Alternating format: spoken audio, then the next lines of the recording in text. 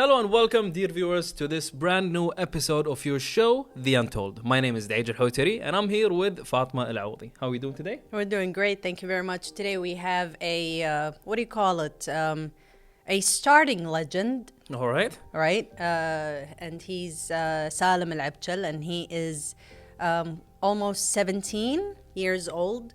He's going to talk to us about golf and how he became a golfer. So the upcoming golf champion? I think so. Well, Yeah? that's what we're going to find out. Yeah, with the interesting interview today. So stay tuned for this amazing interview.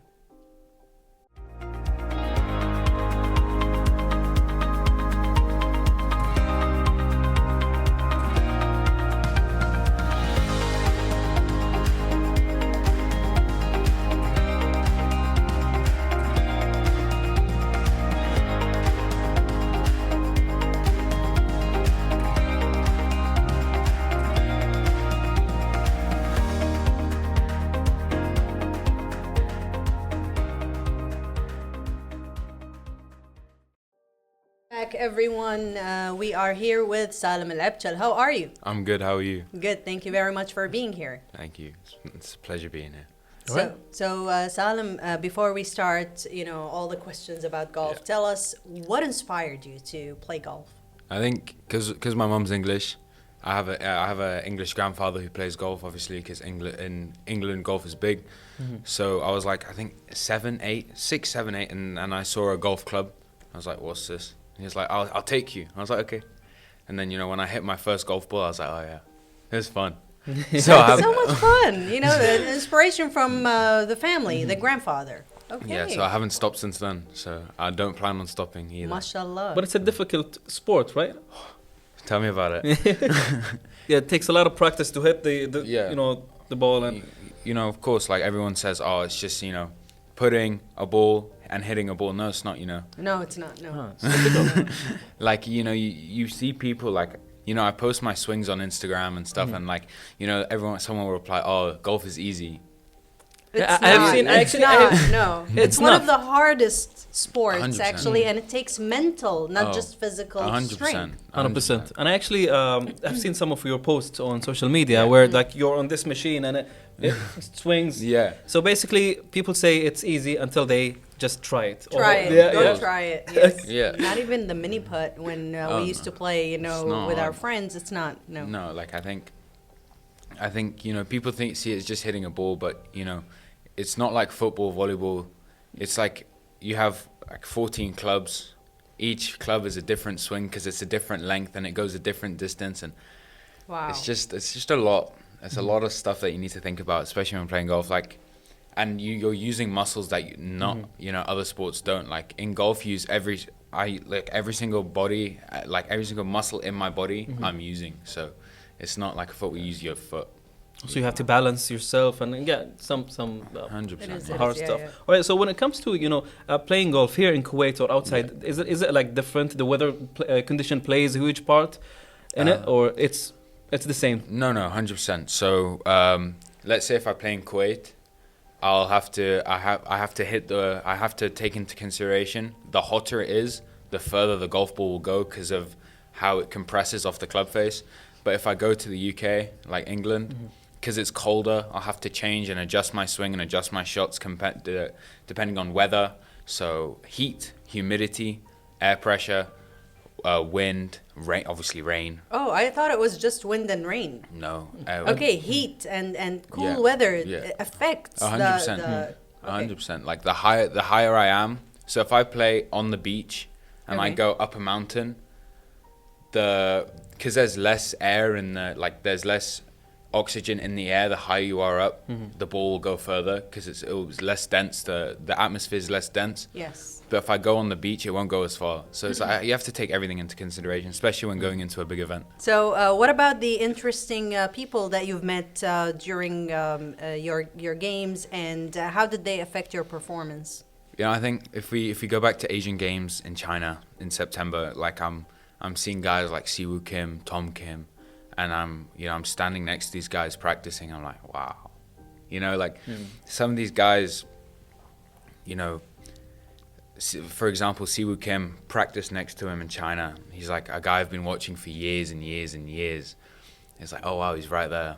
I was like, okay. I like Wow. It's nice practicing next to his champ. Imagine that. You watch him play for years and then, he's right next to you. That's Yeah, exciting. I don't think I practiced very well that day. I was just watching him, to be honest. Like I gave Intimidating? No, he's... no, it's Is intimidating. it really? No, yeah, Okay. because you see, like for me, I make a few mistakes while practicing. Okay. These guys are perfect. Like they're so perfect. Like a mistake for them is good for me. And so it's like a mass.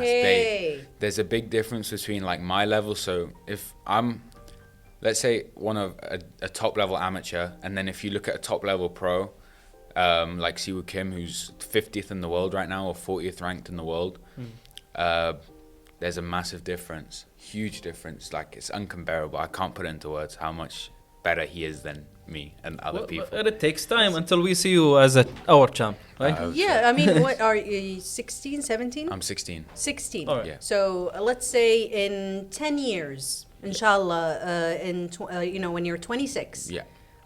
You're going to be, developing your skills, the progress that you have. So I hope so. That's why I'm Yeah. in Thailand.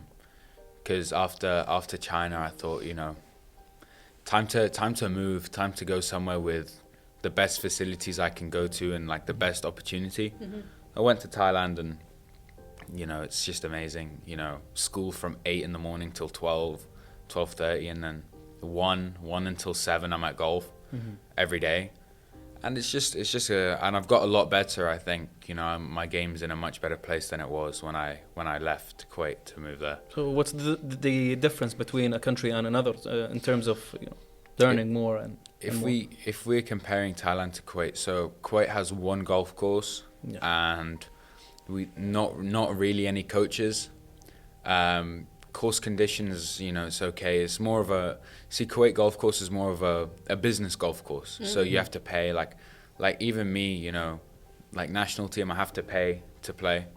And it's just so much hotter here. And I didn't see, like me and my parents just didn't see, we didn't see me going anywhere if I stayed here. So in Thailand, for example, within 20 minutes of my school, there are 8 golf courses. My school has 14 professional golfers that coach me. So it's just, and better facilities, simulators, everything. There's everything we have there. Wow. So it's perfect. Isn't it like possible to have an indoor court? Yes, so there are indoor simulators.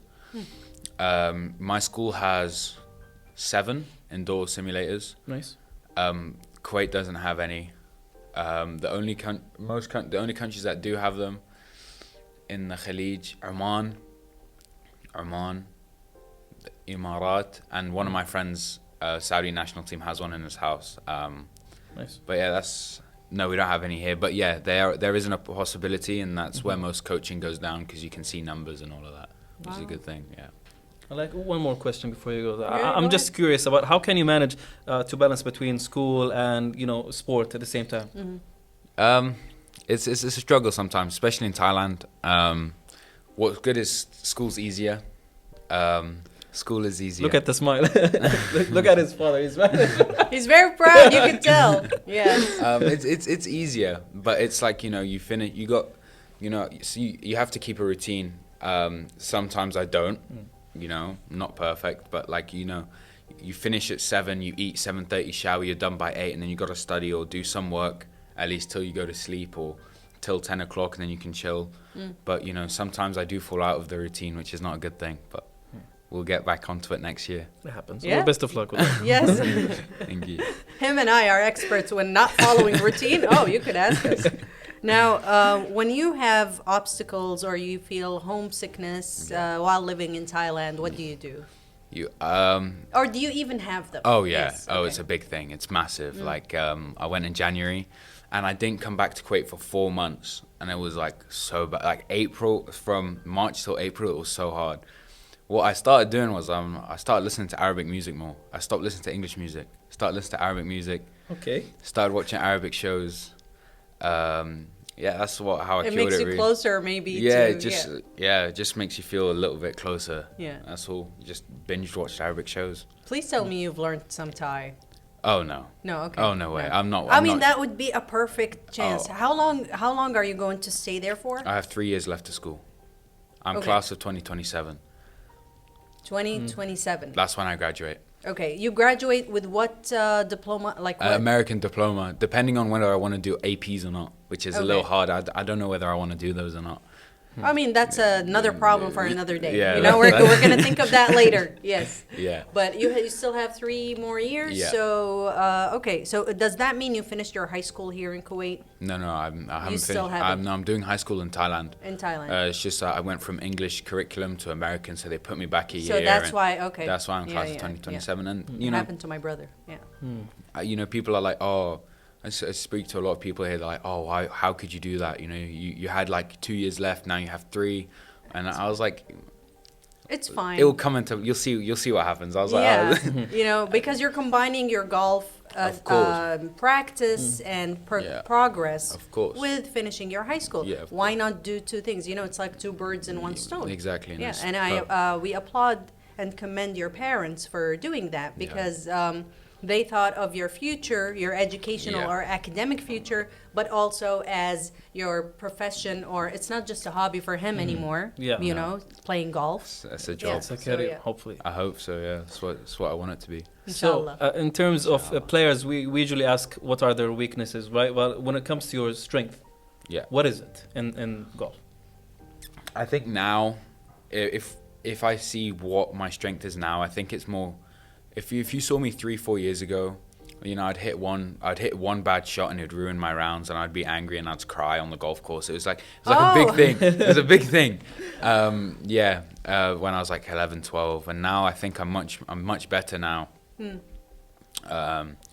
You know, I had in March, no, April, I had a GCC games in Abu Dhabi, and I was in second place. And I messed up, huge mess up, huge. Like it lost me second place and third place. Oh, no. Yeah, But you learned something. yeah. Of course, See? I learned something, but like it's like, if that I was talking to my mom about it after a round because she was in Abu Dhabi with me, and I kind of like to have like a debrief with whichever parents there, and I'm like, I was like, if that happened 3 years ago, I would have screamed, cried.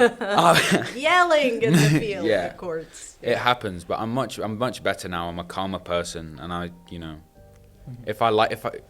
another thing is if I like something, I'll do it.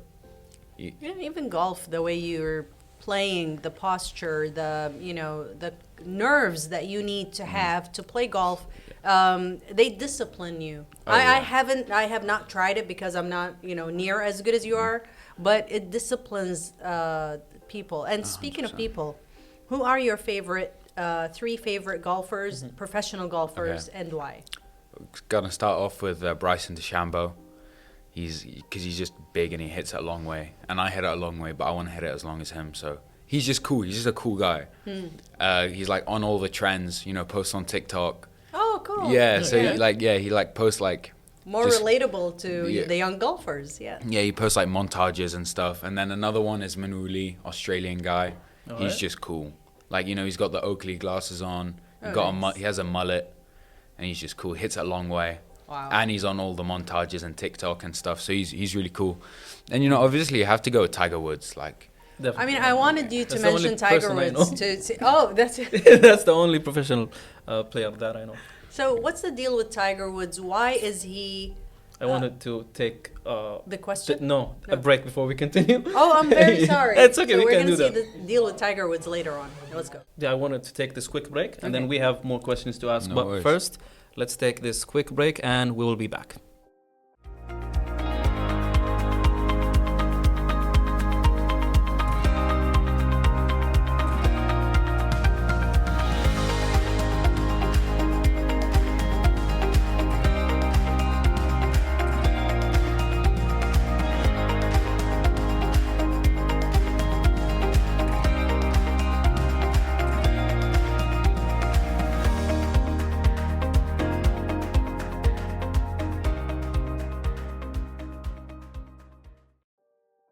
Welcome back, dear viewers, and we are back with Salem. So basically, I have this question regarding professional players. Like, Yeah, of what do I need in terms of equipment? Do I need a specific item or two?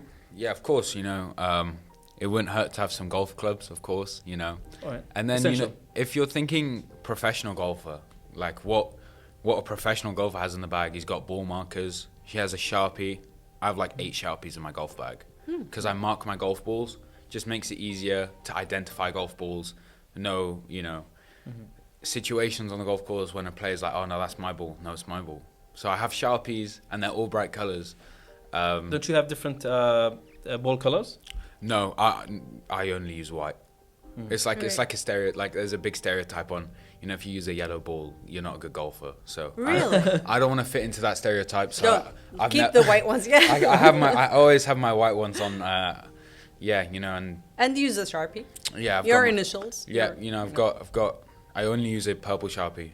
Oh, cool. That's my color, Oh, nice. and I've had the purple Sharpie since I was 11. So I haven't switched it. It's like a thing, and I've used the same balls for 4 years. Same Yeah. brand, everything, because I don't want to switch. I'm scared. Oh. I'm scared. I've won tournaments with my purple Sharpie and that golf ball combination. I don't want to switch and, Makes have you it backfire. comfortable. Yeah, Yeah. exactly. One day, one kid is going to say, I'm using purple Sharpies just like Salem AlAbkal because he thought it was good fortune. hope so. And yeah, and I they're hope going to so. look up to you. I'm pretty sure that's going to happen. I hope Because so. in Kuwait, we need young people like you who Yeah. believe in themselves and who have the support of their family and the Yeah. community. Okay, so talk to us a little bit about the GCC Championship in 2022, 2023, and 24. Yeah, so 20. I'll start with the first one. 2022 Abu Dhabi. I was injured. I think because I broke my arm twice. Oh, Broke my arm in 2021. Had surgery, and then 6 months later broke it again oh no. in December. And I was still recovering in February, and I get a call from Abdulaziz Al Mullah, our head of our committee. He's like, "Pack your bags. You need to go to Abu Dhabi in March." I was like, "I'm injured. I can't. I haven't practiced." He's like, "Just go." I was like, "Okay, experience." I was like, "Yeah, okay. I'm going for experience." Barely practiced. Still was wearing my tape, and went. I didn't know anyone. No one knew who I was. First day, I'm in 3rd place. I'm like, okay, maybe. And I called my mum, I remember, because my dad was in London. I'm like, yo, mum, I might win this one. She said, it's the first day, come on. Second day, I jump up to 1st place with I think I had a 5-shot lead on the second day, which is like 10-0 in football in the first half. Wow. So it's like a big lead. That's huge. It is. And I was like, Thank you for explaining it oh, in no football worries. terms No worries. Now that we for, understand. for us. Yeah, no worries. And then 3rd day, I was stressed. I didn't sleep because I had the lead. I didn't sleep. I was up. I slept. And then I woke up at 5:45 in the morning. Awful time to wake up. Sun's not out yet. And I play my round, get it done with. Didn't know if I won or not because I didn't play very well. Didn't know if I won or not. I go up to the clubhouse, and I remember I called the family group chat. Mom, Dad, I think I won, but I don't know yet. So I'll call you later. Hung up the phone straight away. I don't know why I hung up. And about 10 minutes later, I was chasing the guy that was in 2nd place. I didn't know where he went, so I was running around trying to find him. What'd you shoot? What'd you shoot? And it turns out I won by 8 shots. Mashallah. Nice. And then I called my parents, and then I tried to sound like I didn't really care about it. So I was like, "Yeah, I won." But inside, I was Screaming. I was screaming. On the Untold, we're going to tell the grandparents he was excited when he called you guys. Oh, okay, 100%. And I think I called my mum after, and I was like, because prize ceremony was the next day. Called my mum, and I was like, I'll see you in Abu Dhabi. She's like, what do you mean? I said, you have to come for the prize ceremony. I was like, they're like, okay. So my mum came. It was a nice thing, She came up, ran, gave me a hug. Prize ceremony, and I was like, oh yeah, thank you. In what country that was? Abu Abu Dhabi. Dhabi. Abu Dhabi. Anyways. Yeah. And then 2023. Yeah, 2023. This is a good one. Bahrain. It's a hard golf course. It's hard. And I was like, okay. I was like, you know what? I haven't been practicing well. Let's go. Let's see what happens. Let's try get the back-to-back, and then I'll tie the GCC record. I go, first day. I'm in 4th place. I'm like, okay. And I'm with my dad.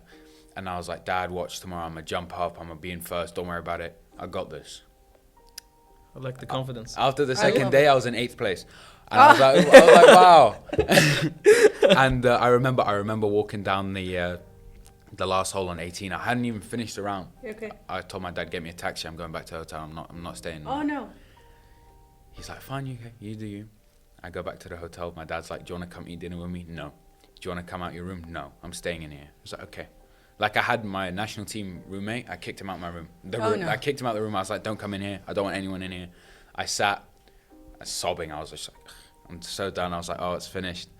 And then 8:30 at night, I'm like, Dad, can you order me a taxi? I'm going to go back to the golf course and practice. He goes, 8:30 at night. I said, okay, I'm going. And I went.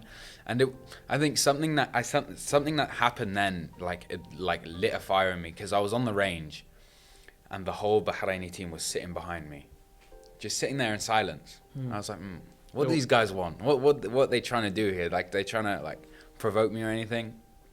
And then go into the third day, one of the Emirati boys came up to me and goes, it doesn't look like you're going to win this one. I said, okay. Went out third day. I said, Killa bidallah, let's go. Hit my first ball. Oh, it's good. Swing feels good, let's go. And I was 2 over on the front 9, which is not very good. And I was like, all right, let's see what we can do on the back. And made birdie, which is 1 under the score of the hole. Okay. To win by 1 shot on the last hole. So I won. And I feel bad though, because so there's an Omani guy called Ahmed Al-Wahabi. He's like my best friend. Best friend. And I took he's never won GCC. He's come second 4 times. And I took that one chance he had to win away from him. So I did feel a little bad, but I didn't at the same trying. time. But you're building your career, you Yeah. want to become the champion too. It's a sport after all. Yeah, exactly. And I gave him a hug in the locker room. I said, I'm sorry. And I Well, won. that was a wonderful story. Yes. Yeah. And then, the third one, Oman. So when I found out it was in Oman, my first GCC, when I was 11 years old, 2019, I was 11 or 12, 2019, a little thing, I'm not going to go into the story of what happened, but there was a little thing with ruling, lost me second place when I was 11 or 12, and I cried for 5 days. And when I found out it was in Oman, I think I called my dad or my mum and I said, I'm going back for redemption. I'm going back, I'm not. First day I was in second place, and then I'm not going to say who it was, but there are some people that were chirping, said, I've got to win this one, I'm going to come and get you this time. I said, try. I told him to try. He can try, come get me, but second day I was in first place. I was like, okay. Nice. I'm going to cruise. And then third day, finished with I think I won with a 9-shot lead, 10-shot lead, because I feel like I play better when someone doubts me, has doubt. Really? When there's a challenge, then wow. it's a game. Yeah, so I think if someone comes at me and says, "Oh, you're not going to win this one," You're going to prove them wrong. I'm going to do everything in my power to prove them wrong. And I think that one in Oman meant so much to me, because it was getting redemption from Oman, because it was my first one, and I broke a GCC record. Wow, mashallah. Because no one's ever won GCC 3 times in a row. Mashallah. So it was nice to get that win. Wow. Yeah. It's an honor to have you here on the Untold. Really, seriously, we're Thank so you. happy. Thank you. So, Do you have any specific technique when you play, differentiate you from other players? I think strategy depends on if I play the same golf course 1,000 times, each time I play I'll have a different strategy, because it's different weather conditions. okay, that's what you mentioned at first. Okay. Yeah. Right. So even if it's the same golf course. Yeah. different strategy. One hole could be downwind where I can actually go hit at it hard and try get there, and if it's not, then I've got to do something else. But I think, because I worked with a sports psychologist. He told me something. If you ever look at my glove, because I wear golf gloves, you wear a golf glove. If you ever look at the inside, you'll see S.A.S, and it's slow and steady. So I try to keep everything slow and steady, give me time to think about it. because I don't want to rush. Because I found out when I'm high on adrenaline, when I've got adrenaline in my system, I tend to rush, and then that's where it goes downhill. So slow. So I always, you see me just look at my glove like this every once in a while. Like, yeah. Reminds myself, Yeah. slow, steady. All right, I got I it. told you it was a sports of discipline and Yeah. self-discipline, not Yes. just- which is the hardest form of discipline. Seriously, 100%. you know, you can go to a gym, you can go to a sports game, and you can do all of that. But when you discipline yourself, it's really hard. So 100%. what you're doing is amazing, mashallah, Salem. Thank you. So you played in Kuwait, and you played in GCC countries, Yeah. Thailand. Thailand. Any other place? England. England. Wales. Okay. Yeah, a few countries. Yeah. So how do you describe the experience, and which is your favorite place? I think Kuwait has been very good to me. I have nothing, like, it's been a very good place to be, especially growing up with a lot of support from the federation. And but it's not a golf. Kuwait is not a place for golf. It's not a place for a junior to come through and practice every day and have all of these facilities. It's still not ready. Still not ready. Like, if you compare it to Dubai, just Dubai alone, they're a good few years ahead of us, and especially Saudi now, they got this new neon project with like 80 new golf courses being built. And I think if you want beauty got when you're playing golf, England. But if you want, because in England you'll see just a deer run in front of you, and you're like, oh, that's nice. Wildlife. Yeah, but if you want for training, and We have camels here. yeah, that's true. That's true. Yeah. Yeah, camels. But if you want to go pure improvement and all of that, Thailand. Thailand. Yeah. That's why you chose, or your parents chose, that you're going. It was either Thailand or the US, and if anything happens, I'm only an 8-hour flight away compared to 18 12 or 18. Yes, yeah, you're right. Especially because if I were to go to the US, it'd be IMG Florida. Oh, so it's That's a long way. Yeah. It is a long way. So no, Wow. I went Thailand. That's a very good call, actually. Yes, yeah. It's nice over there. Yeah. Food needs some work, but I'll get used to it. Oh, I love Thai. The food Okay, there? you see, our producer and I, we love Thailand. So we're gonna talk to you about Thailand later after Yeah. this interview. Yeah. Yeah. Show them the food places. Yes. Your favorite places. Okay, so when it comes to challenges that you face as a young golfer in tournaments, and also competing internationally, what kind of challenges do you have? I have to say, like, challenges. If we challenges get my game wise, I don't have any. But there's more challenges for the preparation.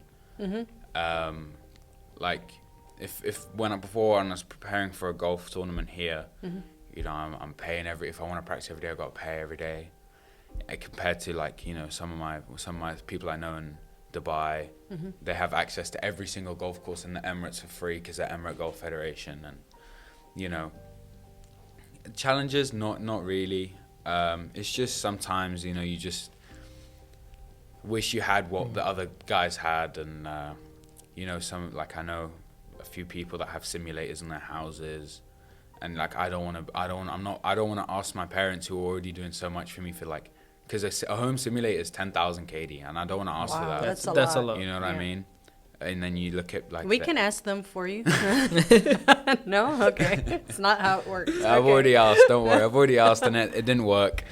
Yeah. Wow. Oh, yeah, but best of luck, Salem, you for so much. in your journey. And of course, unfortunately, we reached the end of this episode. So we really hope that by the end of this one, you look at the camera and tell the people something, an advice or anything regarding your sport or your journey in life. I'm in Kuwait 4 times a year. If you ever wanna come up and try it, just let me know. I'll come and help you. I'll come and teach you. I don't mind. I like showing people how to play golf because it just means more people will come. And I just want a future in golf in Kuwait. Wow, that's Totally. beautiful. And Increasing thank the you. community.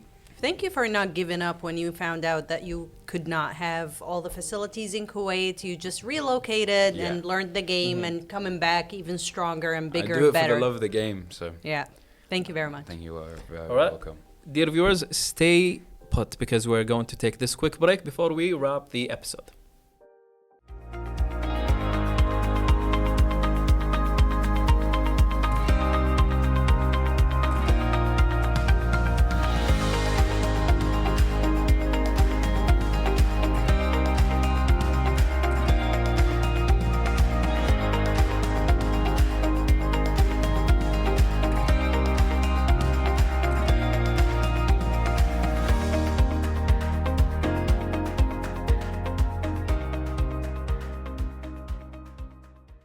Thank you very much for tuning in. This was an amazing episode. What did you think? Well, he talked about his goals, his challenges, and he's just a 17 years old Yeah. champion. So basically, he got a bright future ahead. So Yes. best of luck with that. And yeah, I mean, not too many people play golf. Golf, right? yes, So- exactly. And we wish Salem the best. And hopefully we will see him on another episode once he is, a little bit older to see Yes. where he went with that journey. So thank you very much, dear viewers. We will see you on another episode of The Untold.